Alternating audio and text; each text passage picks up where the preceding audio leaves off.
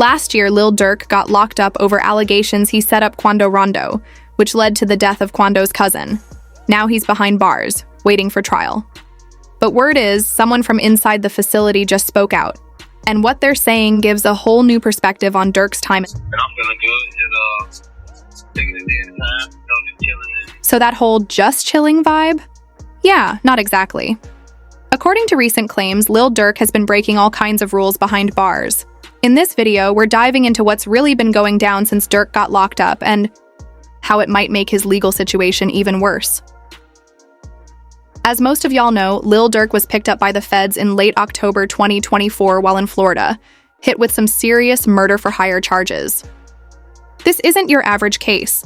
It's allegedly tied to a hit on Quando Rondo that ended up killing his cousin, Savia Robinson, aka LOL Pav, back in 2022.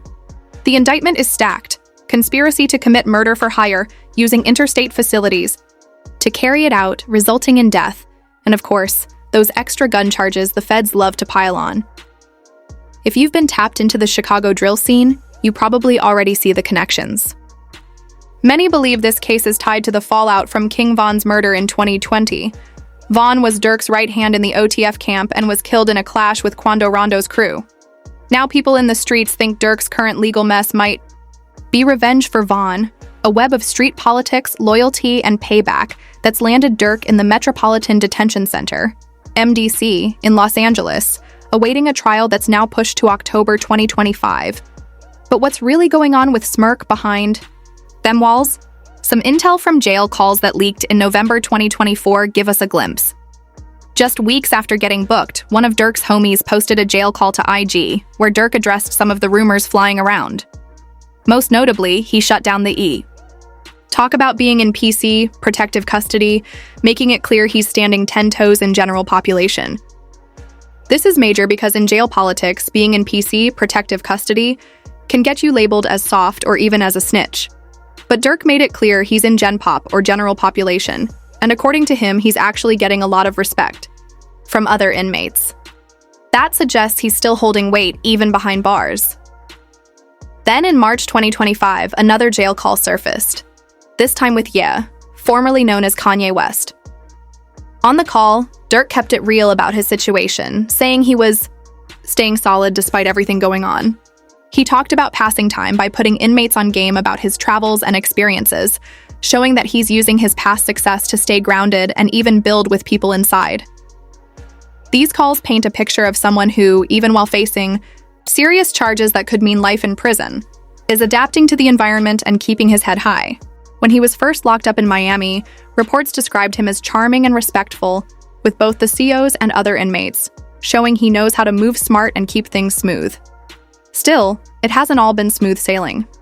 There have been reports that Durk's broken jail rules, most notably, making unauthorized three-way calls after being specifically told not to. Prosecutors used that against him when fighting his bond, saying if he can't follow rules inside, he can't be trusted on the outside either. These rule violations suggest he's trying hard to stay in touch with his people, whether family or team, even under federal restrictions.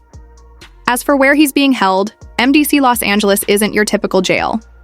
Instead of traditional cells with bars, it has rooms with wooden doors, glass windows, balconies, and atriums, giving it more of a downtown office vibe than a prison look. The facility offers various programs like drug treatment, education, GED and ESL classes, medical, services, and religious support through chaplains. But don't let the setup fool you. It's still a federal detention center with strict rules, especially for high-profile inmates like Durk. The place has had its own issues too, including at least 4 guards being indicted for smuggling contraband, which raises questions about safety and overall control. Even with all this, Durk has found ways to stay connected to the outside world. On November 1st, 2024, a track called Where Smirk Go by Hypnocaro dropped, allegedly featuring a phone call from Durk made from jail.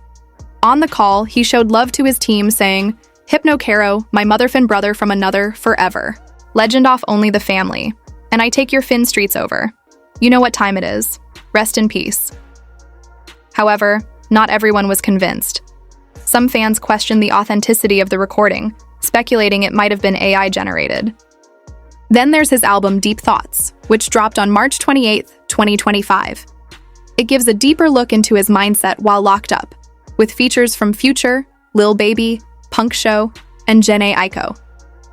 Tracks like Soul Bleed touch on the emotional weight of incarceration, with lines like, "I've been slacking lately, I've been putting before my team, 10 toes, ask the county how many times my phone rings."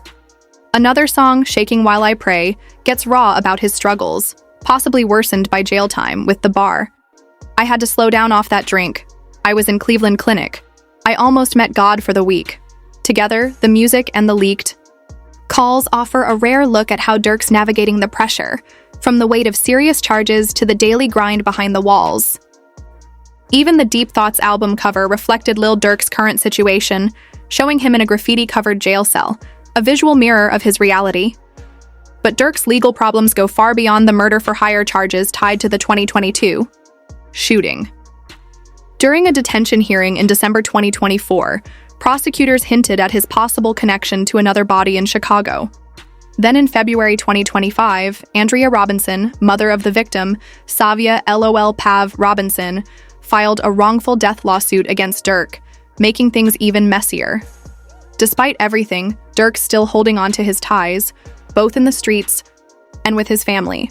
His 11-year-old son, Zayden Banks, even posted a message on IG defending his dad after the arrest. But let's be honest, what Durk's caught up in isn't just bad luck. It's the result of years of risky decisions, reckless behavior, and loyalty to a lifestyle that finally came full circle. It really all goes back to the founding of Durk's Only the Family, OTF label, and the escalating beef that followed. What started as tension between OTF and NBA, Never Broke Again, turned into something way deeper than music. This wasn't industry clout chasing. This was street politics wrapped in rap beef, with real lives on the line. The friction started around 2019 between King Von, one of OTF's most loyal members, and NBA YoungBoy. At first, it seemed like petty shots, but things got personal when Von allegedly started dating NBA YoungBoy's ex, Jania Meshel. That added fuel to an already growing fire. Then came November 6, 2020, the night King Von was shot and killed in Atlanta during a confrontation with Quando Rondo's crew. That moment turned everything. It shifted the beef from words to war. Von wasn't just Durk's artist, he was family. The loss hit hard and pushed the tension between the two camps to a whole new level. By 2022, the feud had spilled into music. Durk dropped Aha, a track filled with direct shots at YoungBoy and his crew. YoungBoy fired back with I Hate YoungBoy, dragging not just Durk but also India Royale, Gucci Mane, and more into the crossfire. These weren't just diss tracks. They were declarations of war, loaded with real-world consequences. Then came the shooting in August 2022 outside a gas station in LA, where Savia Robinson, Quando Rondo's cousin, was killed.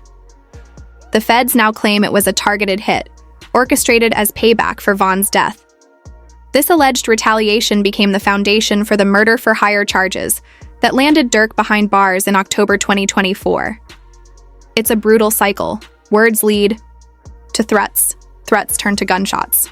And eventually, everyone loses. We've seen this before in hip-hop, from the East Coast versus West Coast era of the 90s to now. Different faces, same tragedies. But what's especially striking is that people were trying to stop it. One of the strongest voices was Wallow267, a podcaster and activist who made an emotional plea to Durk after Von's death. He told him not to go down the same road, not to seek revenge, not to let the streets claim another life. That message resurfaced after Durk's arrest, and it hits even harder now. Wallow's words went viral back then, and in the current context, they feel like a haunting warning. Not to retaliate for King Von's death. You know, it was so emotional because Durk, he said, I need you to come here, right? He said, we could do it in Miami, whatever. I need you to come here because I need you to talk to me. That's what he told me. He said, I need you to talk to him, Wallow. I need you to talk to him. I said, all right, I got him. And when I get there, I didn't know it was going to be that many. It was like 100 of them. We in the basement in Chicago. It's 100 of them. And then they're ready to ride? Yeah, no, they just was there, you know. Okay, they want to hear what you want them. No, it wasn't even that. They didn't even know why they was there. Durk is like, we going to do it in the hood. Okay. I want you to holler at them, boom, boom, boom. So I'm like, I got you. When I got there, I'm like, man, listen, I need you to holler at me.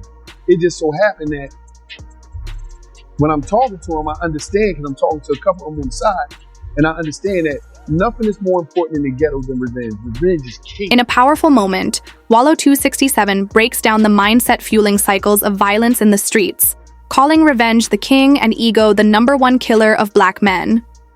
He opens up about his own journey, choosing to forgive the man who took his brother's life, and urges others to live for their families instead of dying for... Emotional for me, because I'm letting them know, the man that killed my brother, I forgave him. Am I a coward? Am I a punk? I don't know what that shit means, but I knew that forgiving him mean that I was willing to live for my brother in an environment where we celebrate dying for somebody. I said, no, I'm going to live for my brother, my grandma, my brother, kids, my mama. I'm going to live for them, because don't nobody